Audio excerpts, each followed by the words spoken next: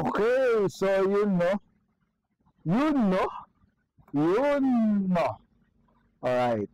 Meron akong bagong nakita dito. Actually matagal ko na tong matagal ko na tong pinapanood. At the same time nakasave niyo talaga sa akin to. Sabi ko, gagawa ko to ng reaction, no.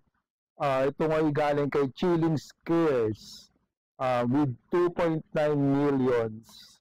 No, so mga din to, mga camping encounters caught on camera. So ilan to? Parang 5 yata to. 5 set. No, 5 video. 1, 2, 3, 4, 5, 6. 1, 2, 3, 4, 5. So ito medyo maganda ang mga video nito, no, tsaka medyo nakakilabo talaga during the time na magka-camping ka, baka ito yung maging experience mo, no. So nakakatakot. Anyway, sige, isahan na natin. In which he recorded footage of his solo overnight trip to the mountains. His channel is dedicated to all things outdoors, in which Jason frequently uploads videos of his adventures hiking, camping, and surviving in the woods. In this particular video, his hike up to the mountain is pretty uneventful, and as soon as he arrives at the campsite, Jason begins setting up his tent and shows his viewers how he starts a fire as the sun begins to set. As he waits for the day to end, he tries... Every time naman magka-camping, yun ang magandang experience, yung ikaw magagawa ng apoy, no? Ikaw magpuputol, ikaw yung magpuputol ng kahoy, ikaw magagawa ng tent, yung tutulugan. So, yun yung mga experience na dapat na-experience ng mga bata ngayon. So, as of now, kukunti na lang ng gumagawa niyan, yung bushcraft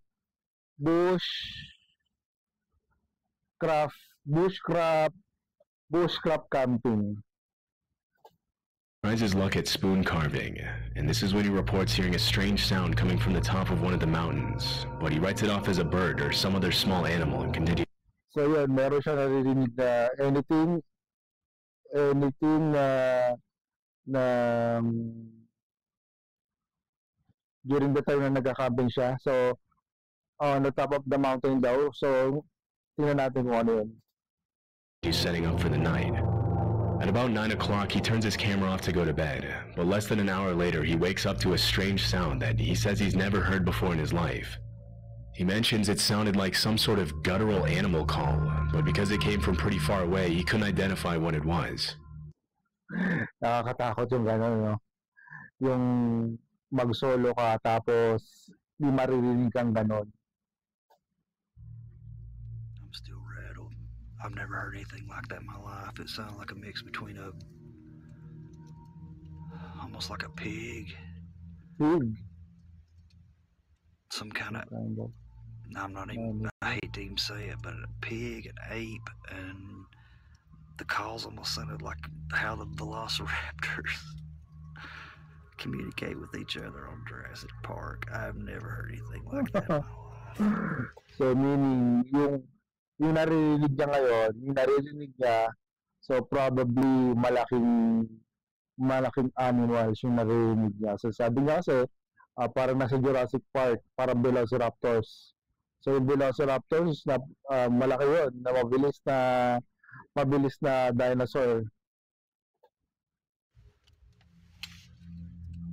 Still shaken after the rude awakening, he tries to go back to bed, but just a few hours later at around 1 a.m., he wakes up again to what he describes as the sound of something or someone circling his tent. Whatever it is, it's close.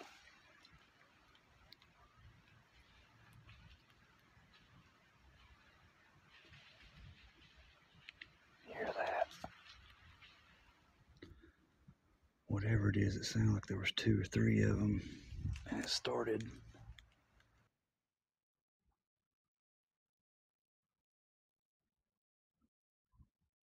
As you can see, meron ditong dalawang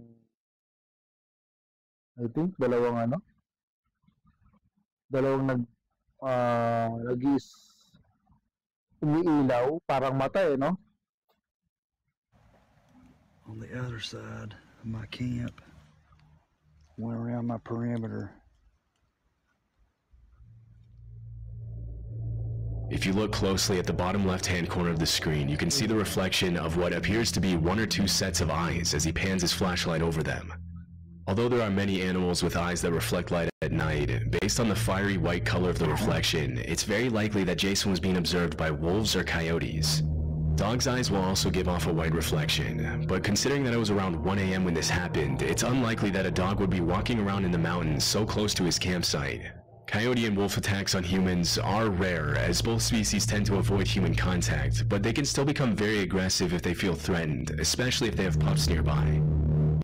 See? Probably nga, wolf, coyote, na-encounter niya dyan. So, nakakatakot din kasi yun ay mga maatake sa tao eh. Pag gutom. Pero, pag naman siya alam mo namang natatakot. So probably kailangan mo lang talagang itaboy sila. If this were the case, Jason would be in grave danger, but chillingly he doesn't even seem to notice the eyes watching him as he scans the area with his flashlight. Luckily, he went back to his tent and slept safely through the night. When he woke up the next morning, he recorded another update for his viewers, but he never mentioned the eyes that his camera had captured the night before, suggesting he might have never noticed. After this video, there were no additional updates on the incident. In 2021, YouTuber Matt Fields spent the night in a dark cave in the middle of nowhere in Australia after his friend told him about an unsettling experience he had in that cave and dared him to spend the night there alone. Yung sa Australia, akala mo malamig na bansa sila. Pero parang 50% to 60% yung kanilang land is desert. Matt's channel is a bit more extreme than other outdoor exploration channels, and his videos often feature him leaving civilization behind and going to remote locations for days, living only off the fish he catches and the animals he hunts. In the video, he survival din to eh. Survival camping din ang ginagawa nito. Mentions that he didn't bring any water to the trip, hoping to find water to drink in the cave. After about 4 hours of walking, he finally finds the cave and climbs down the man-made ladder inside. Venturing deeper inside the cave, man-made, ibig sabihin talagang binababaan. Parang binibisita ng mga tao tong cave na to. Kasi may hagdan eh. Matt crawls into the different holes he finds to see if any of them lead anywhere. Around this time, he started hearing a couple of rocks falling near the entrance and the sound of some sort of animal walking around. At one point in the video, he mentions he feels like he's being watched, and things get a little more disturbing at around 11 p.m. when he begins to eat his baked beans for dinner. Parang dyan siya titira. O dyan na siya magka-camp. No? Sa ilalim ng lupa. O sa cave. Or kaya sa cave. That is beautiful. Baked beans. In a haunted cave. Haunted cave. Oh my God. That was the sound. That is the sound. Did you hear that? Look at my arms. I got full goosebumps. Natakot siya eh. It's the chains moving when I climb down the ladder. So, ibig sabihin, yung chains ay nag-move. So, wala namang hangin doon. At the same time, hindi maano ng hangin nyo kasi mabigat. Diba? So, probably meron yung bumaba or may naglalaro doon sa taas.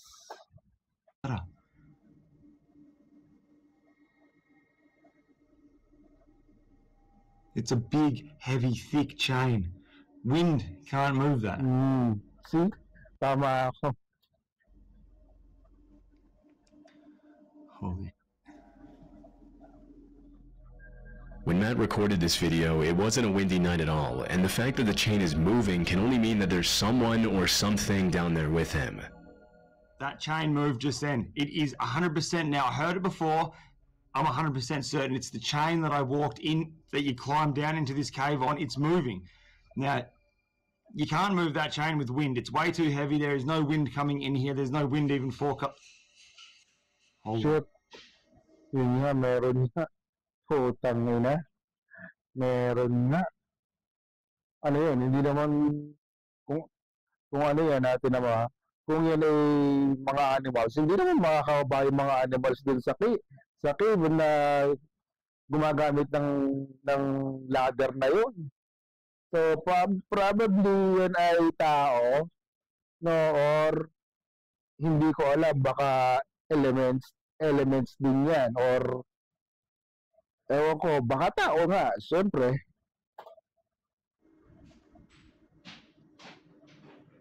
Oh, God. Look. You must have heard that just then. Look at my arms, dude. Oh, this is fucked. Okay. Well, I've got my backpack back on, and I'm booting on out of here. I just heard a sound. It's not normal. It's definitely not a normal sound, and I'm scared. I'm not gonna lie. It's probably about. Matatakot ka talaga dyan kasi mag-isa ka lang, no? 2 hours, 2.5 hours after I checked in with you guys, so it would be around 2 o'clock, 1 o'clock in the morning, and that sound was not normal. I'm getting out of here. After the creepy noises subside, he changes his mind about leaving the cave and decides to spend the rest of the night near the entrance. A couple of hours later, he reported hearing hissing sounds that sounded like human voices, but after walking around the cave, he couldn't find anything that could be making those noises. Aside from big animals, the worst thing that could have happened to Matt is to have come across a hostile squatter living in the cave, although it's unclear why anyone would want to live down there. Fortunately, he made his way out of the cave safely as soon as the sun rose, and never went back to that cave. Diyan na siya natulog. So, it's either tao yun na nagtatago, no? So, mahirap na. Tapos wala ka pang dala.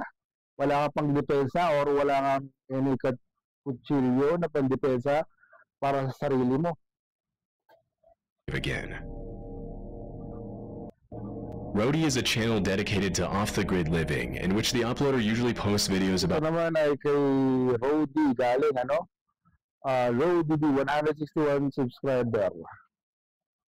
Okay na to. What life is like living out of his truck and traveling around the country. The videos are usually pretty cool, with an emphasis on the beauty of nature and independent living. But this... Sarap talaga mag-camping. Siyempre gusto ko may kasama. Pagka walang kasama, goodbye na lang. Hindi matutuloy. Hirap pero walang kasama. Tapos ganyan yung pupuntahan nyo. Yung out of nowhere na mag-isa, tapos mag-isa sa forest, no? Sa cave, sa wild forest na yan, no?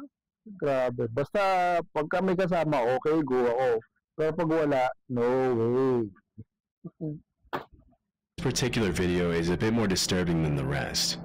In December 2017, Rody uploaded footage of an incident that took place earlier that year while he was car camping in a parking lot. O, tinan mo. Kung may mga van or something na pwede kang gamitin na sasakyan pagka-camping, which is most definitely camper van, yung lahat na nandong gamit mo nandun na, higaan, lutuan, mga ilaw, toilet, no? Ang sarap niyan. Ang gumagawa niyan dati dito ay sa Pilipinas, si CJ Yoong, no? Meron siya nung dati, yung truck niya, may lutuan, yun. Sinasabi ko kanina, no, yun. Ewan ko lang kung nangyari dun sa truck nila.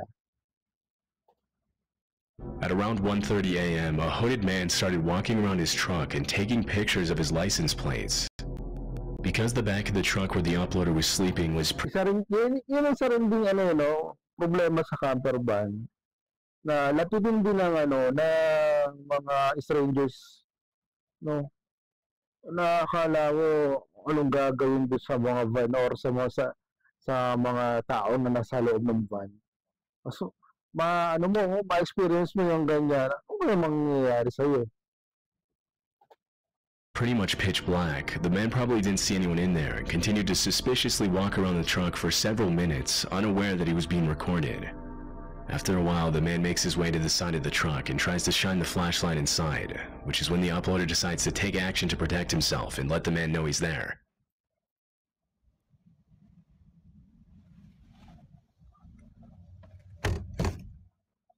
Immediately after the uploader bangs his fist on the inside of the truck, the suspicious man runs away. It's unclear what exactly he planned to do, but based on his behavior, it couldn't have been anything good, and he was probably planning a carjacking. Fortunately, the uploader was able to get away safely and spend the night elsewhere. Gary and Amica are a father-daughter duo from Scotland who make videos about their travels around Europe in their camper van. Ito, camper van din naman to, no? So, may dala-dala niya yung anak niya yan. So, yun ang mahirap sa nagka-camping. May dalahang anak, tapos pupunta ka din sa mga isolated na camping sites, no, yung wala masyadong tao. Yun nakakaba eh. The videos are usually pretty wholesome and entertaining, but in this particular video, Gary and Amica had a pretty disturbing encounter. This footage was uploaded in March of 2023 during a trip to Tensmuir Forest in North Fife, Scotland. As they were walking through the woods, Amica told her dad she heard voices somewhere near them, and after searching for a while, this is what they found. We just stopped and had a look in these woods. No. Mama, Scary that is. Put the torch on. He's even one on the ladders. Mannequin nga. Oh, there's someone lying on the ground. Without Falling over. Look at the one on the ladders going up the tree. Oh, Ano gagawa niyan? What about the washing line over there to the left? Yeah, there. Keep it there. That is weird, isn't it? there's one over there that isn't actually a person. There's a doggy. In addition to dozens of creepy mannequins dressed up in costumes, they came across some pretty unsettling paintings hanging outside the little cabin in the middle of the woods. I did some research and found several other channels that featured the strange cabin, but the only information I could find was that the mannequins and paintings were probably set up there at some point in 2021. Alam mo yung movies na Wax House. Yung mga tao doon, parang may siraulo yata, yung mga siraulo na tao doon na yung community, ginawa niyang wax yung mga tao, yung lahat ng dumadalaw doon, lahat ng napunta doon, ay ginagawa niyang wax. So, yun. Nalaman na lang nung isang babae na ganun pala yung ginagawa doon. So, talagang yung binubuhusan ng ano may tawag doon na kandila, yung ng kandila, binubuhusan yung katawan, no, ng kandila hanggang sa mamatay. Makikita mo doon yung bagong buhos na katawan. Pag tinuklap mo yung wax, sumasama yung balat. Parang no, sumasama yung balat dun sa wax. So, nakakatakot at nakakadiri talaga. So, panoorin niyo yung The Wax House. Parang ganito yun, no? Ito naman, mannequin naman. It's unknown what exactly the purpose of all this is, but whoever set it up clearly went through a lot of trouble to make it as creepy as possible. As Gary and Amica make their way out of the woods, a car starts to approach. Feeling ko yan, parang panakot dyan, para hindi pumasok yung mga tao dyan sa loob. Them from the other side, and Gary starts to get a little freaked out. Pero nakakakilabo talaga yun, ha?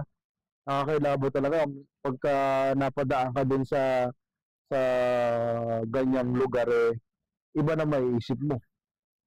Fortunately, they were able to make it back to the van without having to cross the car's path. As of this video's upload, there have been no further updates on the creepy discovery. In 2018, a YouTuber named John uploaded this video to his channel Lost Lakes, in which he posts about his backcountry camping adventures in Canada. The video was taken at around 3:30 a.m. at a remote location west of Chapleau, Ontario, where, according to John, Naandok na ako, no? Actually, 2:90 na. 2:90 na ng gabi. So, kailangan ko lang tapusin to eh. there was no cell phone signal. Well, I am living every solo camper. Solo camper na naman. Okay, sige, tuloy natin. Nightmare right now. There. Sobrang lamig. Naka-medyas, tapos meron pa siyang bed, tapos comforter, tawag dito. Ano ba yung tawag din sa bag na yun? Used to be an animal of some kind pacing around my tent. It's the middle of the night. And then around 3:30, it's Doon sa ibang bansa, yun ang gustong-gusto nila, yung mga isolated place, no? Isolated place siya. Yung camping nila. So, actually, ganun naman talaga eh.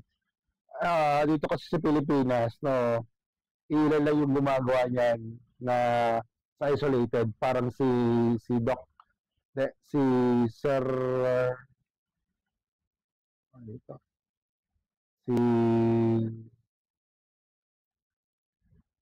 si Bicycle Diaries, si Bicycle Diaries, tsaka ito po sa si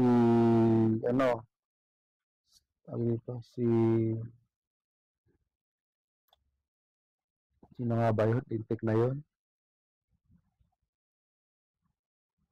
Direct Gino, no? Nakamotor naman yun. I started to hear this pacing sound, and 45 minutes later, it's still pacing around out there. Considering he was camping in a remote location in the black bear capital of the world, it's very likely that there was a bear or some other large animal outside the tent. Although it's rare for bears to attack Bakit kaya hindi nila iniisip yung yung safety nila, no? Alam naman nilang may mga bear dyan sa mga forest na ganyan. campers, it has been known to happen. Other animals such as moose or wildcats can also pose a threat to campers if they ever feel threatened or provoked, and in those cases, a feeble camping tent won't offer a lot of protection against an angry 600-pound animal. It's much more common for people to be harassed. Diba? 600 pounds. Isipin nyo lang, no? Masampal kayo na ng 600 pounds ng 600 pounds o 300 kilos. Kung iyaano yun, 300 kilos. Sampalin kayo ng isa. No? Siguradong tulog kayo. Pag sinampal kayo ng bear isang beses, tulog kayo. Then, lalamunin nilang kayo ng buo. Yun ang hindi nila iniisip yung yung kanilang safety. Harassed by other people than by animals, but in this case, the footsteps don't sound very human. To maintain sanity, John shows his viewers the things he brought along on his camping trip to protect himself against animals, which include a hatchet, bear spray. Meron siya, ito yung turotot. Yung ginagamit sa sa football. Ingay yan. Spray and an air horn. Near the end of the video, he mentions his car is right outside the tent, but he can't find his key and probably left it in the car. But in the end, he slept through the night safely. He never found out what exactly was walking around his tent that night. Most campers will say they're more afraid of running into ill-intentioned people rather than aggressive animals on their camping trips, and this footage is the perfect example of why. Love Sundays is a channel run by a man named Sean who uploads videos of his solo camping adventures in the UK. In a video he uploaded in September 2022, he shows what happened one night when he camped on the side of the road in Cornwall. Technically, he wasn't supposed to be camping there due to parking regulations, so he made every effort possible to make it seem less obvious that he would be spending the night on the side of the road. Before the sun sets, he goes into his van and starts making dinner, making as little noise as possible to avoid unwanted attention. At around 9 p.m., he turns off the lights and goes to bed.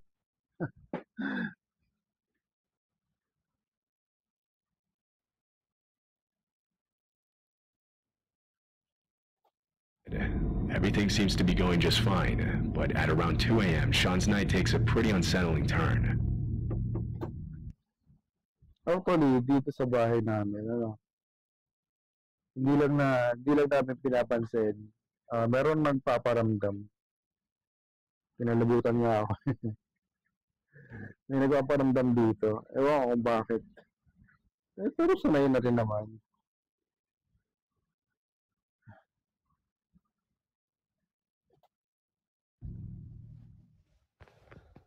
I just heard something outside.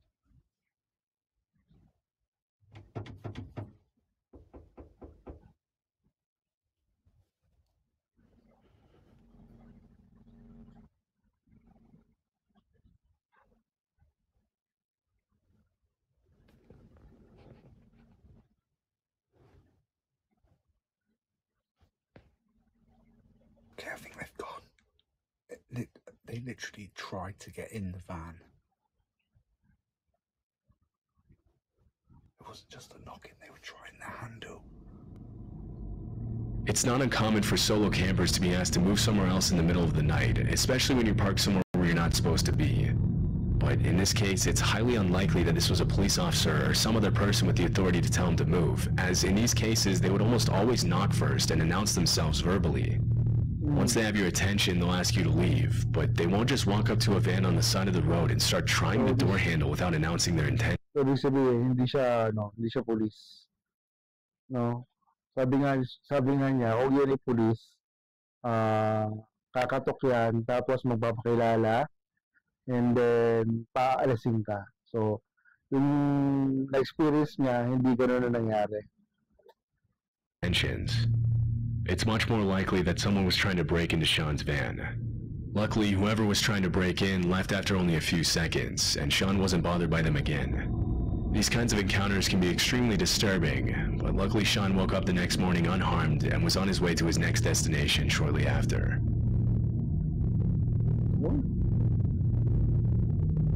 Okay. So, yun yung mga, yung mga close encounter. Oh, hindi, mali. Na-encounter nila during camper van, hiking, and solo camping. So, sa akin, react ko lang, sa akin, kung kayo ay gagawa ng ganyang activities, make sure lang na ang unang iisipin yung safety. No, safety ng mga tao, safety ng kasama mo, safety mo syempre. So hindi natin alam kung ano mangyayari kinabukasan, baka hindi ka na magising or wala na yung mga gamit mo, no? So kailangan talaga safety lang ang pwede nyong isipin diyan. So, wala nang iba. Kasi, hindi nyo may enjoy yung paligid kung puro naman aksidente or ano bang mangyayari, diba? Aksidente, patayan, no? Yun. So, yun lang. Ako'y inaantok na talaga. Anong oras na? 2:28. Anong oras na matutulog? 2:00, 3:00. So, yun lang, no? Next video natin by the next 2 days. So, kung nagustuhan nyo itong reaction ko sa mga camping experience na to, so, paki-like and share na lang. So, yun lang, no? Yun, no? Anyway, goodbye!